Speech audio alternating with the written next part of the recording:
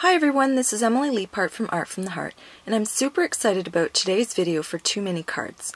The idea for this video series has been in the making for a while, but Kaylin Kepner and I are finally bringing you our first in what will hopefully be a never-ending series of fun videos where we share our own unique take with the same products. Kaylin and I were on the Paper Smooches team together, so it was fitting that we start with Paper Smooches products. Kim kindly sent us all of her pineapple stamps and dies to play with, so you'll see something from all of these sets in action here.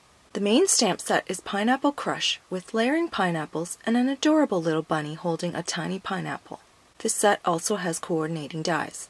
The second stamp set is Pineapple Crush 2, which is a sentiment set that complements the first set of images, as well as the two standalone dies. The Pineapple 1 set of dies includes a face that you can die cut from the body of the pineapple. The Pineapple 2 set of dies includes a faceted pineapple die, as well as a full pineapple die that goes behind the faceted layer, so you can watercolor easily and not have to adhere all those tiny little pieces back into the negative spaces.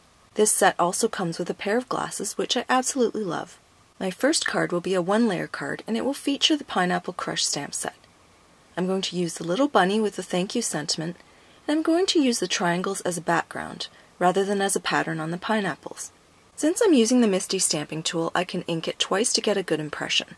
This watercolor cardstock isn't smooth, so sometimes it takes a couple of stampings to get a perfect image.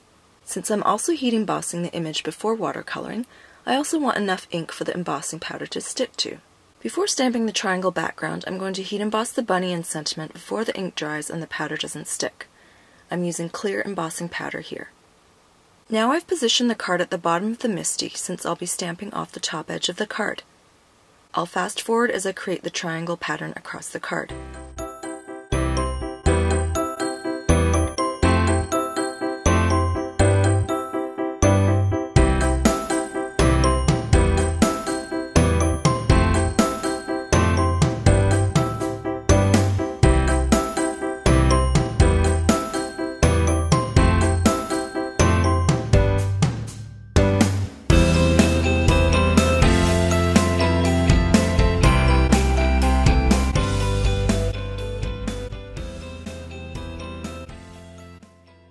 I've turned the Misty upside down so I can stamp off the edge at the bottom of the card.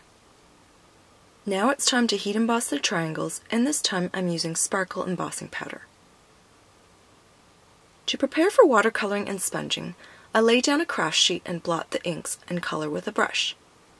I'm going to fast forward the coloring 20 times, otherwise this video will be 2 hours long.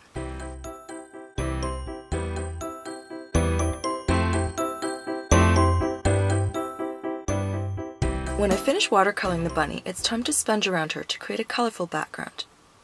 I start adding color and then realize that I need to cover her with a mask. I stamp her on a piece of masking paper and trim her out with scissors, then use the mask to protect my colored image while I sponge around it. I'm also going to fast forward through the sponging 20 times. You can see the colors appear as I'm using them. I start with Tattered Rose and then switch to old paper. Next, I add Evergreen Bough and Peacock Feathers. I go back to Tattered Rose and old paper to blend them into the other colors better. Since they're very light colors, I added more. Next, I flick water from the tube of my mister onto the background. The water reacts with the distress inks to create white splatter droplets. When I lift the mask off the bunny, look how bright she looks against that colorful background. Now it's time to assemble the card. I've cut a pink card base, which won't show until the recipient opens the card. I'm going to add a strip of patterned paper along the left edge, and this paper pad is called Gather by Crepe Paper. I'm going to use the text and add a piece of black glitter tape just at the top to add some contrast, and tie it in with the black ink on the panel. I really love so many of the papers in this paper pad, so I'm going to use more of them on my second card. I'm going to use a pencil to mark where to line up the tape. Then I trim the tape at the top edge of the card and adhere the watercolor panel to the card base with strong double-sided tape. With smooth cardstock, I just use my regular tape runner, but with textured watercolor cardstock, I tend to use stronger tape to make sure it's secure and lies flat. Now my first card is done. Let's move on to the second card with a similar color theme. You may have noticed that I switched to the original larger Misty for this card. I originally planned to stamp an entire background, which would involve off-the-edge stamping on all sides, and I wanted to make sure I had enough room. I ended up going with a different design after I stamped 3 of the layering pineapples. I didn't need the larger stamping tool after all. I was determined to get the pineapples lined up perfectly, but that also didn't need to happen since I ended up die cutting them from the panel. I stamp the pineapple outline with evergreen bough and fill in the base with old paper. To stamp the details on the leaves, I use all of the other remaining colors on the palette. I use an acrylic black for these small stamps and freehand it so all of them have their own unique pattern. When the entire crown has been filled with color, I use my mister to soak the stamped images.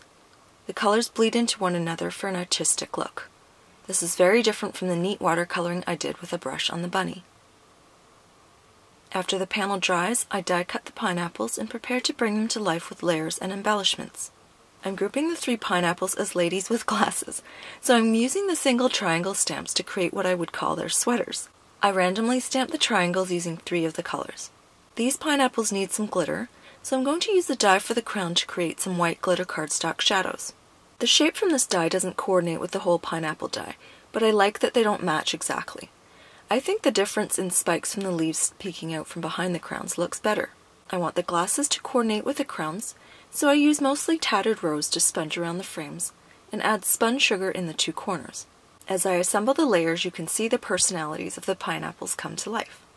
Now I'm going to die cut the faces into the pineapples. I use the glasses to help me line up the die and secure it with removable tape. Aren't they the cutest? I've selected 3 pattern papers from the gathered paper pad that coordinate with the colors of the pineapples. I need to add dark gray cardstock behind the faces so they really stand out, and I die cut these using the die for the base of the pineapple. Not only will this accentuate the faces, but also create a shadow for the pineapples. I'm going to use glue dots to adhere both the glitter crowns and the shadows behind the pineapples. 2 of the shadows will be to the left, and 1 of them will be to the right, just for variation. I use my Xyron sticker maker to add adhesive to the back of the glasses. I love using this tool for dies with thin lines. Mine is a little bit gummy, but that could be attributed to its age. Either way, it's easy to push any overhanging adhesive to the back of the die and you're good to go.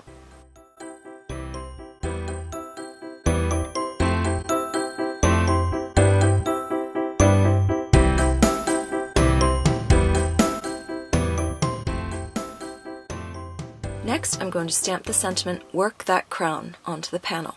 The sentiment on the first card was embossed with clear powder. This time I'll heat emboss the sentiment with sparkle powder. Now it's time to assemble the card. I need to determine the order of the pattern papers that I'll be layering at the top and bottom of the card. I'm just going to include small strips of hand-cut paper for visual interest. These strips will serve to frame the pineapple ladies. I've cut the papers to fit the panel perfectly, so additional trimming won't be necessary after I've customized the strips.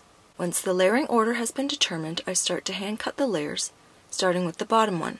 I hold it over the panel so I know where to start cutting.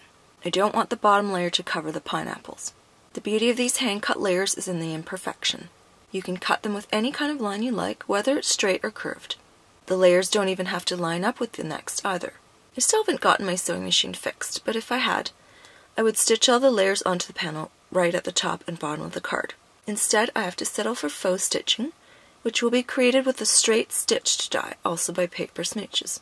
I'll die cut this across the top and bottom of the wood pattern strips, since those are the only 2 layers that would show the stitching if these were machine stitched.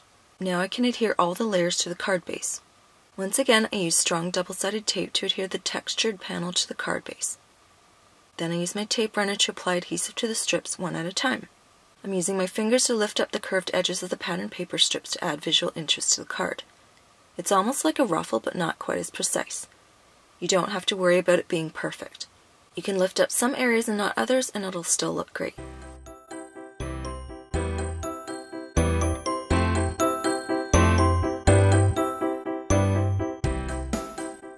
I'm going to pop up the middle pineapple with foam tape and use glue dots for the other 2.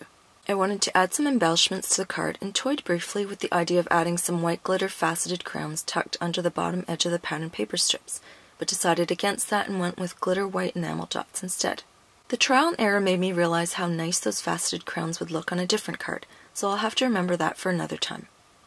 Here's a closer look at both finished cards. They have the same color scheme but are very different in style. Do you like them both, or do you prefer one over the other?